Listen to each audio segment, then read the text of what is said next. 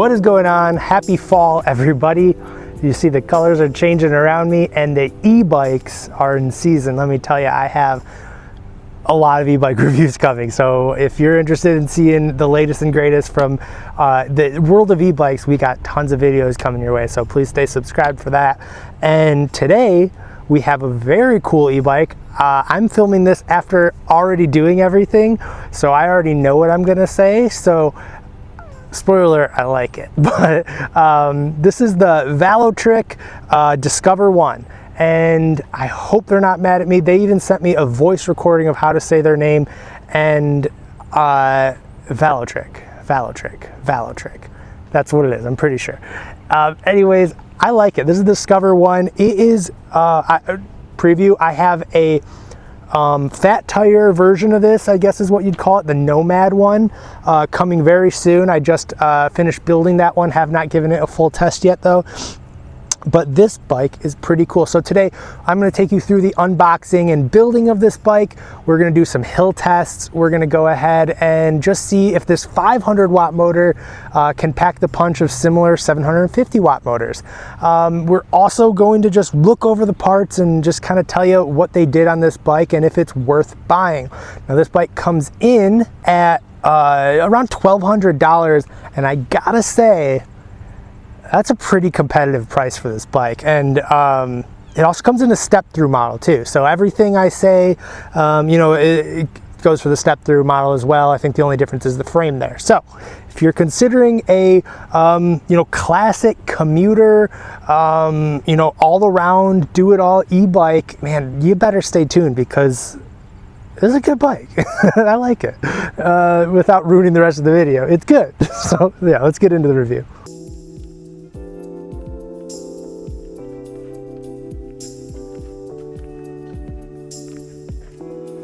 I think I just got rained out, but I could probably build the bike in the garage. All right, we're in the garage, and I'm just gonna do a quick run through in case you're watching this. Maybe you just bought this bike and you're curious what's going on up here. So for packaging, reasons, this stem is facing the wrong way. It's really easy to set up. So all we're gonna do is unscrew this. Not all the way, just enough so this turns loose. You're gonna face this the opposite direction. And then there's 4 Allen screws you gotta undo right there. If you undo those 4, that comes right off. And then you got a perfect spot to line up this handlebar. So if you don't have your own tools, there's nothing to worry about there. We've got everything you need in here. Check this out. A lot of it that you don't need too. So we're just gonna grab a couple of these Allen wrenches, make sure they fit. Hard part is lining it up perfectly perpendicular to the fork, because remember your handlebars are gonna go in, and if it is not lined up, the handlebars lined up with the fork here, it's gonna be crooked. So take some time here to really try to line it up. As you can see right here, there's actually helpful printed lines for lining up where it's going to be most optimal. After riding a little bit, you might find you want to adjust it a little more, but it's definitely good to have a starting point. So before we move on, let's actually look at the accessory box. So out the gate, we do have a kickstand. This we're going to need is the quick release for the front wheel right here, which really cool styling, by the way. I love the tan sidewalls. I have that on my mountain bike. Maybe you can't see that in my messy garage, but I love it. Okay, so in the box we have our pedals. We're gonna need that.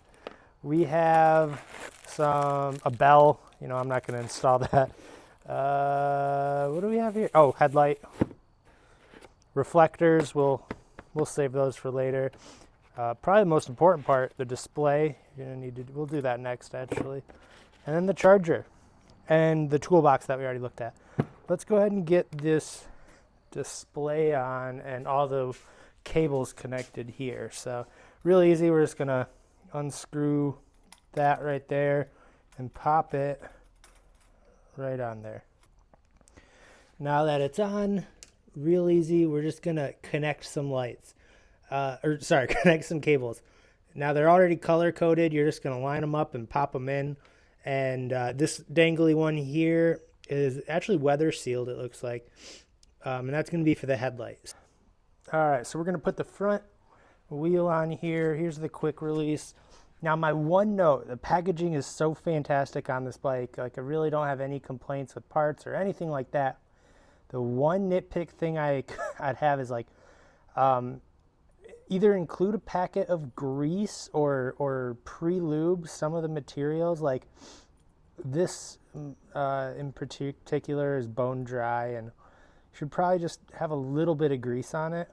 For instance, Avtin bikes, they come with a packet of grease, and I think that's a really nice touch.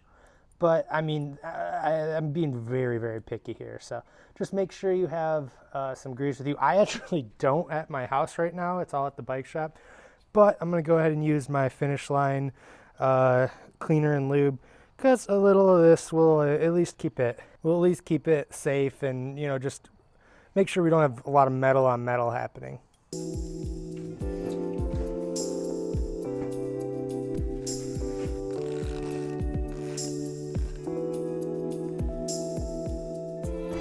All right, this is where we go through the parts, which I will basically tell you, what I like, what I don't like on this bike. So far, so good, as a quick spoiler alert. Before we get into that, we'll quickly go over the motor and the electric info. We have a 48 volt, 14 amp hour, they're calling a Tesla grade battery, which is, I think, more just marketing, but it says it's LG and Samsung cells. So, that's something I'll point to throughout this whole bike. They didn't skimp on using actual name brand parts on almost everything. And that's something that's really interesting when you're diving into an e-bike. Speaking of the rear wheel, we have a 500 watt motor that has a peak power of 900 watts. So seeing that, the biggest thing that you should stay tuned for in my testing here is I'm just going to try to do my best to tell you if it lives up to like a 750 watt motor or lower. So to be frank, even most of the 500 watt motors I have, you can't really tell a difference between that and a 750 watt, because the 750 watts usually have to be throttled and 500 watts are more than enough. So I think this should be great. Now, when you get into 350 or 250, that's where I start to see like it struggles to get you up to speed. But I feel like I have the ultimate test because I'm a little bit of a bigger guy. So if it can, haul me around just fine, then this 500 watt motor should not be an issue. And I don't think it will.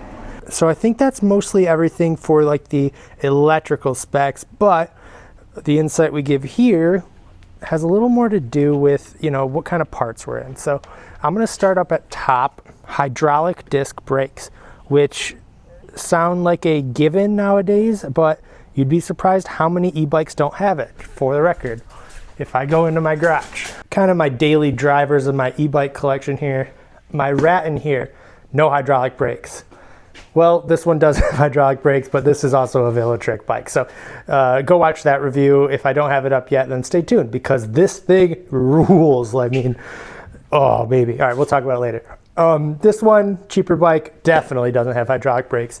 One of the most popular e-bikes in the world, maybe right here, the Rad Runner, no hydraulic brakes.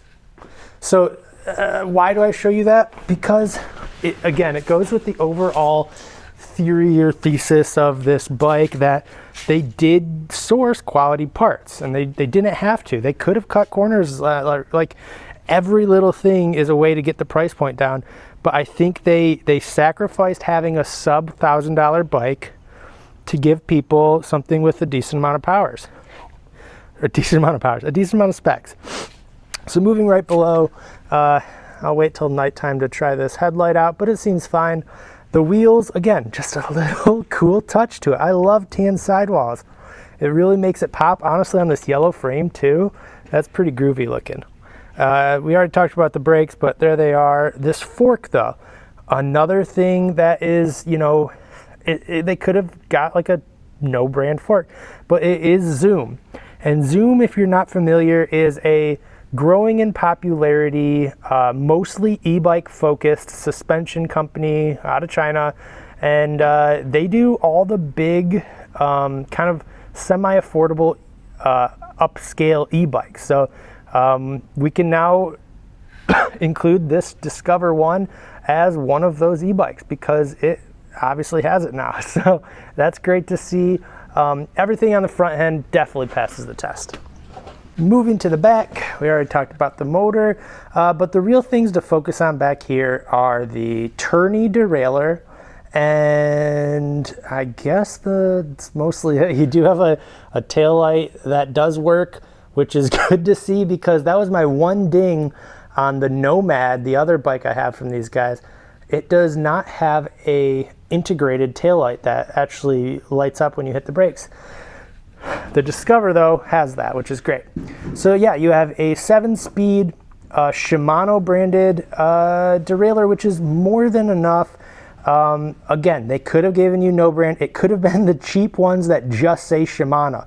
This is at least a somewhat reputable, lower end, mind it, but more than enough of a derailleur than you need. The only time you'd ever want to upgrade is, you know, maybe if you, I would say cut weight, but there's no way to cut weight on an e-bike. So that's one reason. Or if you want something that shifts a little quicker, but you'll never need that because it's an e-bike and this is more than enough, I promise. We already talked about lube everything, even the chain. I mean, it maybe has a little something on it, but you're gonna want to just lube, but you can't go wrong. This is interesting here. I think a lot of people would have questions like, hey, why does this look like a mid-drive e-bike? Well, they kind of stole the design in a clever way though, because the controller, every e-bike has a control unit. It's called the controller, and it's housed in this frame where it kind of looks like it would be like a mid-drive e-bike motor. It's actually just where they keep like the computer basically. And then moving right along, we have our battery that is easy to pull out and charge. You got your charge port there, weather sealed, and good to go. And I guess other than that, we can power it up and then go for a ride, I think. Hold the power button. Display, I think, is great. You know, I see a lot of color displays now, and it's a nice touch. I obviously like a color display, but you don't need it. And this has all the data you'll need. You can cycle through your key metrics right here. Actually, some more in-depth stuff than I'm used to, like your voltage and your calories, which, yeah, I guess I need to do a little more research on how that works. But yeah, you got your 5 pedal assist you have your 5 pedal assist levels. And enough of me rambling. Let's take this thing for a ride. What do you guys think? Let's go. All right, we are cruising around just to get a feel for the bike. No power yet, but let's go to 1. Okay. Right at the gate, we got some decent assist.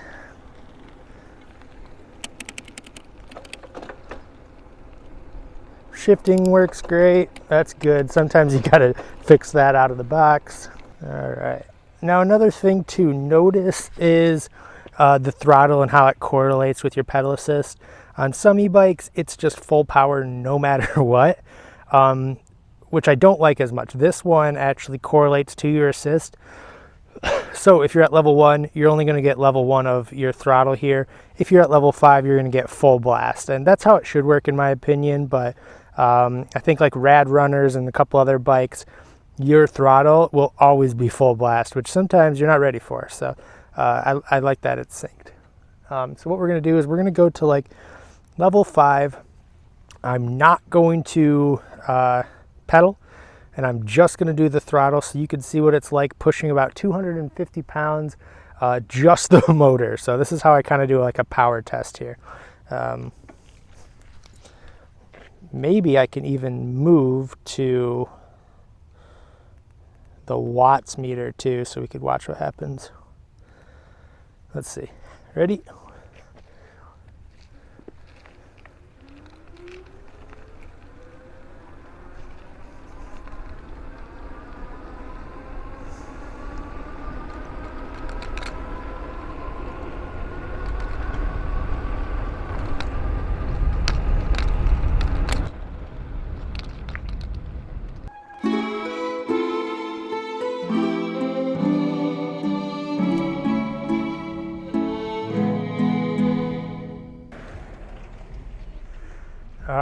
So in every video we do a hill test, which I can never get to show up on camera, but I promise this is quite the hill here. And what we're gonna do is, again, just throttle only. We're gonna go ahead and pop this in full power and see how well it can get my my chubby butt up this hill. So let's go for it. Ready? We're off.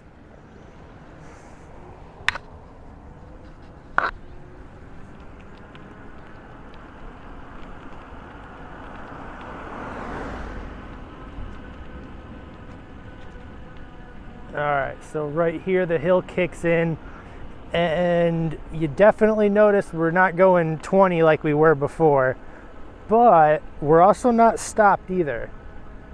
One of the better performing 500 watt bikes I've tried, actually. And as you see, we're getting in between 800 and 900 watts of power. We're gonna keep this hill going. It keeps going up here, so we're not done yet. But let me tell you, this is nothing for the bike to handle, which is great. If you're living in a hilly area and that's something you're worried about, this is no problem. All right, and now it's flat again, so we're gonna go ahead and just see how fast it'll actually get. There's gonna be a slight downhill in the front, and we're gonna see if it will govern the speed at all or if it'll just let us cook. So hold on tight.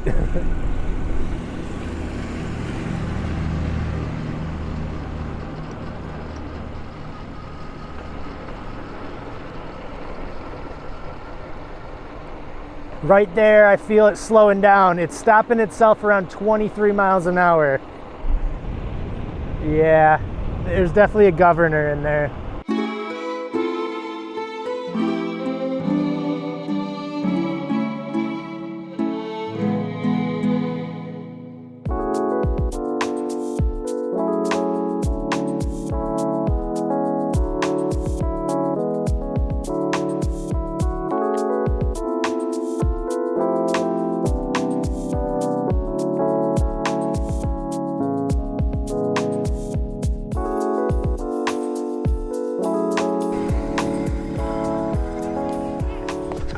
All right, well, I guess it's time to do my final thoughts here. And I think I discovered who this bike is perfect for. This is for someone probably who's not going off-road. I don't think a lot of e-bikers are, for the record. But if you're looking in for something for commuting, I think this thing might be perfect. And I see a lot of mounting points for possible bike racks. Maybe you do full food delivery in the city. I see these, there's attachment points up front as well for front baskets. So it could very well be your to and from summer commuting bike. And that's what I love about it. It is, I mean, it's still heavy. It's a big bike. It's not folding, but it's got more than enough power. You got the range to last. That's 14 amp hours. That's rated to get you estimated 60 miles. Now that's on pedal assist, so I'd say something closer to 20 or 30 if you're going full throttle like I usually do. Hearing all that, it shouldn't scare you at all because, I mean, 20 miles is more than enough. If you have a 10-mile commute both ways, or if you could charge at work even, you're set. So I really like it for that. Something I might even, keep this around and use it for commuting into the city every once in a while because it's fun, it's comfortable too. I don't say that on a lot of e-bike reviews, especially with the out-of-the-gate seat, but the seat's not too bad. The angle of the handlebars, pretty comfortable right at the gate. I don't think there's any even like tweaking I need to do in like the cockpit area up here. So all in all, I'd be lying if I said I wasn't pretty impressed with it. I'm really trying to find a couple negatives just to keep this as like, negatives. I mean, it checks every box, really. You got your taillights, you got your headlights, you got fenders. I hate fenders, so I will probably never put the front fender on, but the light is built into the back fender, so we'll keep that one.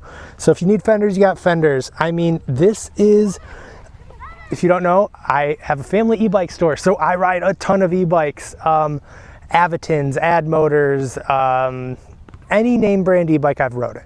If I haven't reviewed it on this channel, then there's a video coming. So I like to think of Avitin as kind of the best, like they're the Buick of e-bikes, right? Like sure, you can get more expensive, crazier stuff, and you can get cheaper ones. There's the Chevy, or there's the Cadillac, but Avitin's kind of right in the middle at that Buick. I'm getting somewhere, I promise. And I would put this on scale with Avitin. Very affordable for your everyday person still. In fact, this is maybe more affordable than the Avitin bikes. Same exact specs, same exact components, and the quality matches it. So it's really gonna be a contender. And the final thing is it's not just a copy and paste. I have more e-bikes being sent to me that are literally just the same bike I've rode 1,000 times with a new logo on it. I mean, I obviously give them all a fair shake because there's different technology, there's always different tweaks, but as far as uniqueness, at least just me, have not rode a bike just like this, so it gets points for uniqueness in my book. The styling, going that little extra mile, it's winning me over. It really is. The yellow, I think, is even cool, and it pops really well with the tan sidewalls. And this whole time I've been talking, I've been trying to think of a negative, and I'm stumped, guys. So if you are considering this, you know, I guess don't hesitate, because it's comfortable right out of the gate. I can't even, other than racks, I can't think of a single thing I'd buy or think I would need for this bike. So hopefully this helps. And if you have any questions, as always, drop them in the comments. I'm always here to help, and tons of more e-bike reviews coming. So stay tuned. Thank you guys. I'll see you soon. Bye.